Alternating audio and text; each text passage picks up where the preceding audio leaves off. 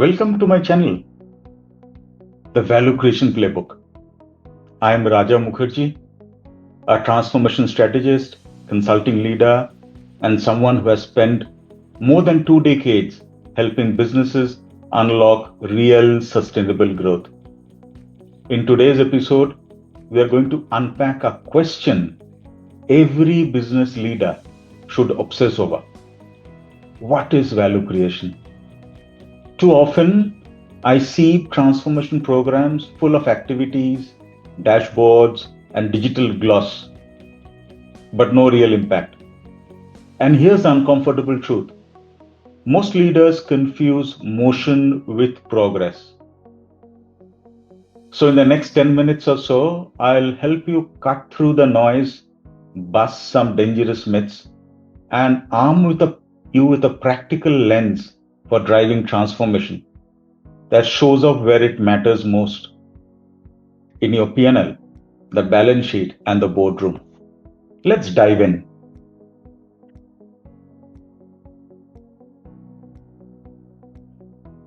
What are the common myths about value creation?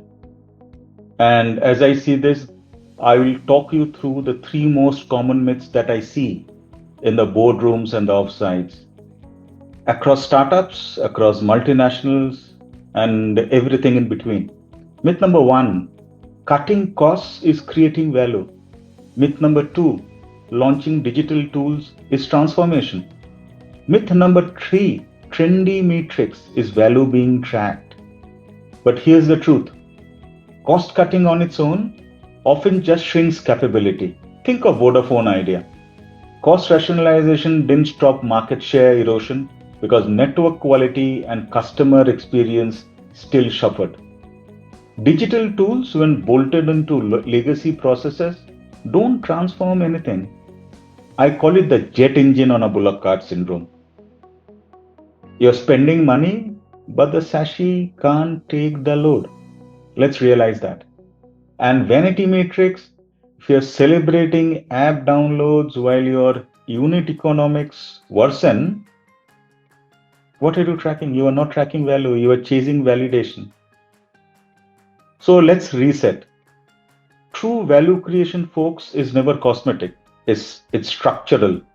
And to get it right, you first need to understand what it actually looks like.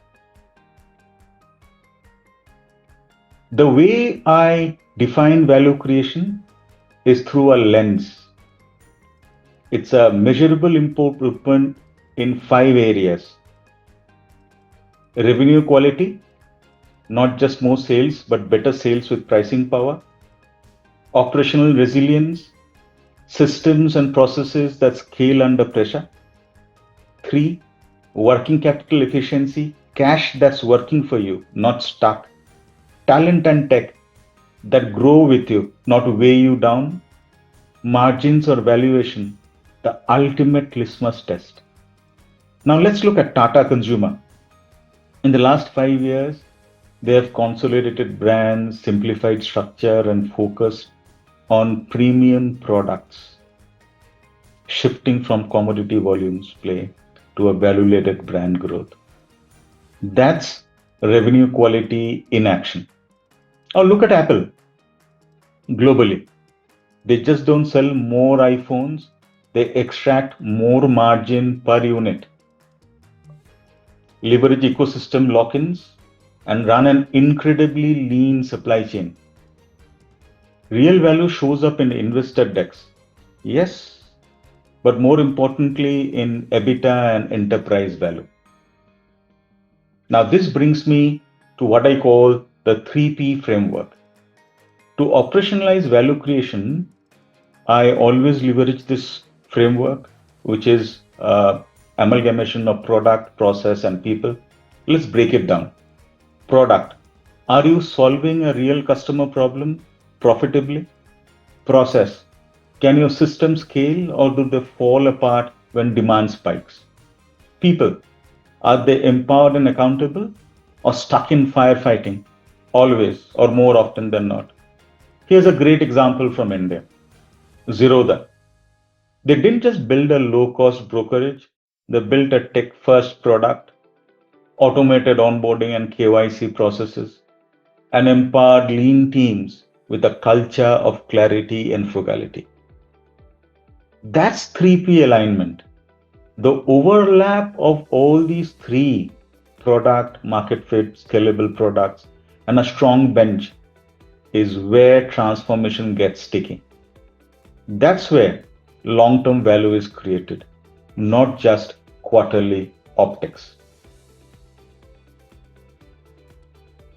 Now, this is where you need to ask yourself, what value are you really creating? And before you greenlight your next initiative or write another strategy, this is the right question for you to ask. I use a filter called the 5C test, and I encourage every CXO I work with to run these decisions through it. 1. Revenue. Is it recurring, defensible, and price sensitive?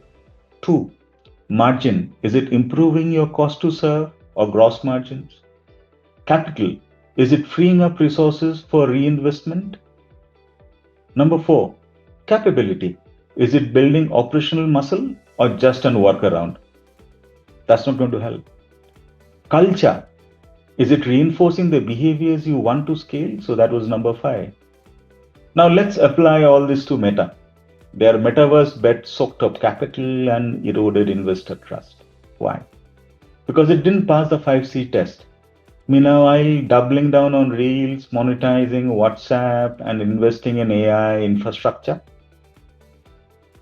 that's sticking revenue, margin, and capability. Too often, leaders chase scale without stopping to ask, is this value? If your initiative doesn't move at least 2 of the 5 C's, you need to pause. So let's wrap this up. Value creation is not just a strategy, it's a discipline, it's a lens, it's the difference between surviving and scaling. In this series, I'll walk you through proven playbooks used by successful companies and the traps even unicorns fall into. Subscribe to the Value Creation Playbook. Drop in a comment. What's one initiative you have seen that looked great on paper but failed the 5C test? Share this with a founder, an investor, or an operator in your network, because these are the conversations that lead to better business. I'm Raja Mukherjee. Let's turn insight into impact. Thank you for being a part of this journey.